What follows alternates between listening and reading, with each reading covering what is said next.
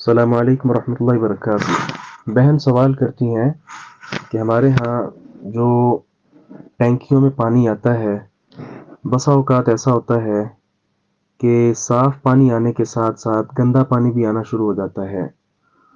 تو اس صورت میں ٹینکیاں ہماری بہت بڑی ہیں، اگر ہم وہ ساری خالی بھی کریں تو اس پر 2 ڈھائی گھنٹے لگ جاتے ہیں۔ تو اس صورت میں کیا کیا جائے؟ کیا اس موجود پانی کو پاک سمجھا جائے، یا گندا پانی ساتھ ملنے کے ساتھ اس کا حکم بھی گندے پانی والا ہو جائے گا؟ وعلیکم السلام ورحمۃ اللہ وبرکاتہ۔ عبداللہ ابن عمر رضی اللہ عنہما سے روایت ہے،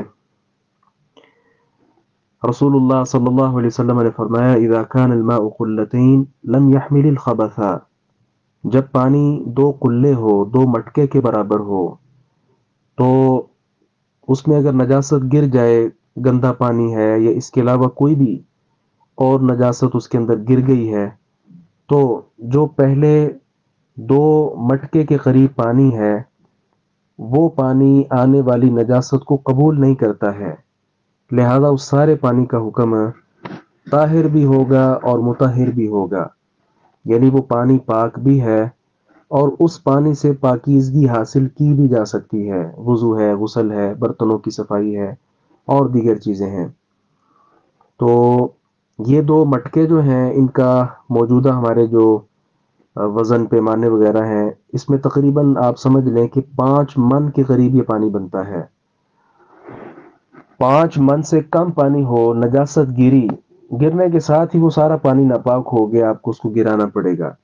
لیکن اگر پانی اتنا تھا تقریباً 5 من کے قریب اور اس میں کوئی نجاست گری اور اس پانی نے، یہ چونکہ زیادہ تھا تو اس کو یہ قبول نہیں کرے گا۔